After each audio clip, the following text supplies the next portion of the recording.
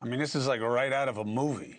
Did Trump's border czar, Tom Homan, accept a bag with 50 grand in it from undercover FBI agents posing as businessmen who said they needed help with the Trump administration? The White House didn't say no originally, but they do now. Given the weight of the claims, I want to break down what we know and what we need to know, okay?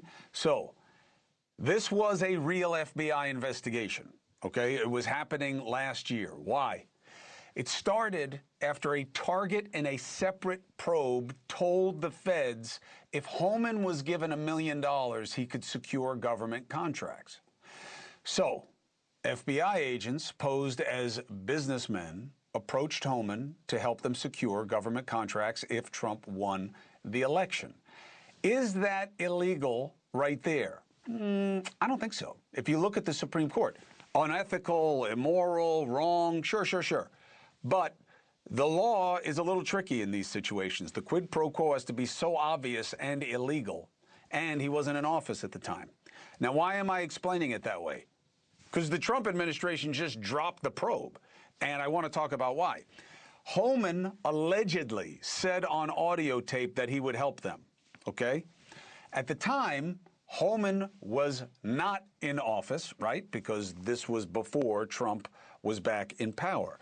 Homan was a consultant, okay, and he was doing well. The New York Times says he worked with one company that secured a $200 million border wall contract from Texas with the help of Homan.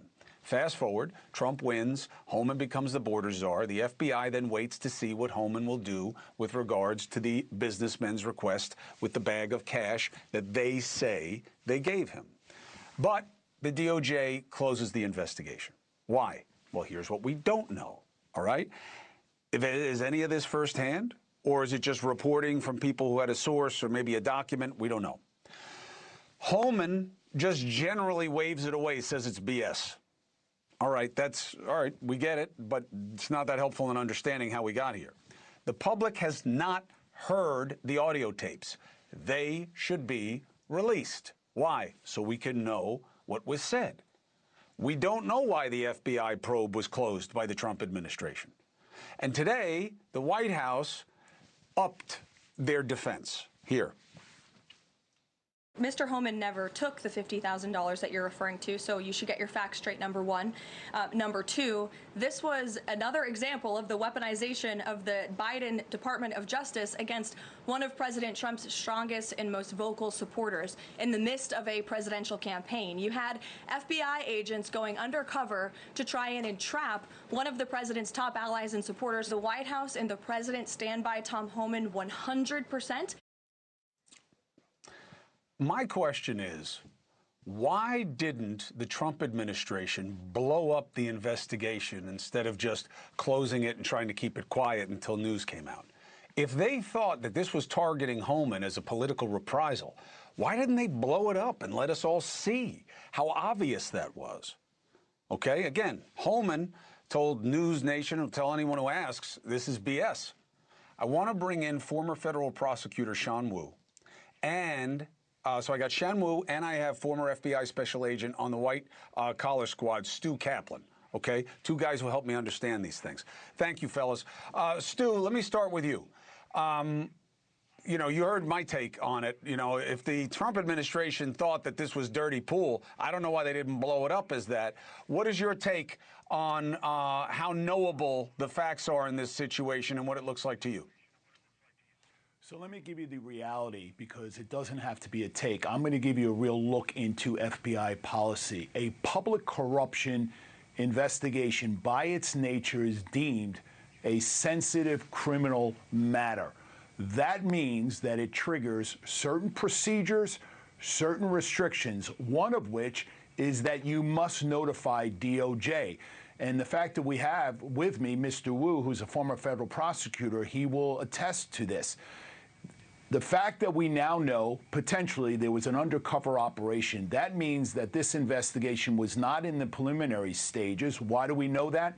Because the rules of engagement do not allow those type of investigative techniques to be used during the preliminary stage, only during the full, open, investigation, which means that obviously there was a full-blown investigation.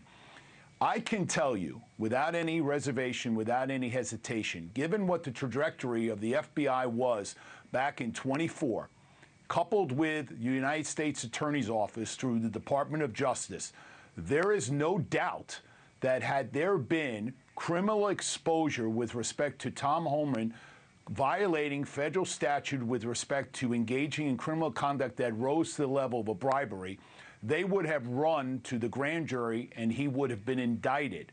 There was no such criminal act. There was no such violation. And it is appropriate to now close that investigation. I also want to add, given the sensitive nature of these type of investigation, policy prevents the FBI from releasing these type of recordings, and rightfully so, because Mr. Homan has a right to protect his integrity and his reputation. Yeah, it's just that the reputation of the FBI has been shot to shit.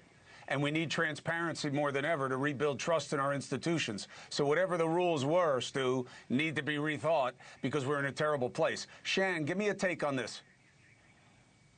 Well, the parallel at DOJ to what Stu was talking about is for a case like this, it has to be run up the chain to do it because he was a well-known political figure. But he was not yet officially in the government.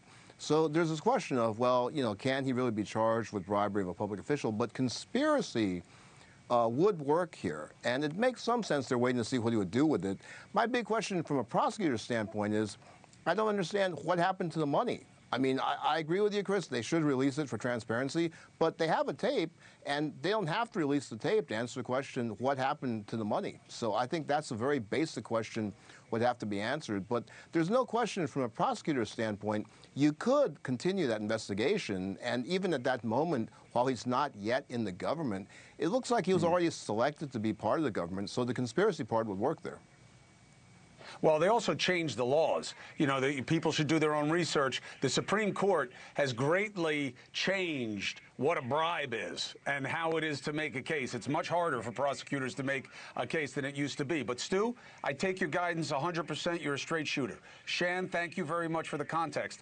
I'm just saying, if Tom Homan wants the integrity of his own, his own integrity, and I get that he would want that, the more transparency, the better. That's all I'm saying. Gentlemen, thank you very much. Thank you for watching. Subscribe below and download our NewsNation app right now on your phone, and you will get fact-based, unbiased news for all Americans.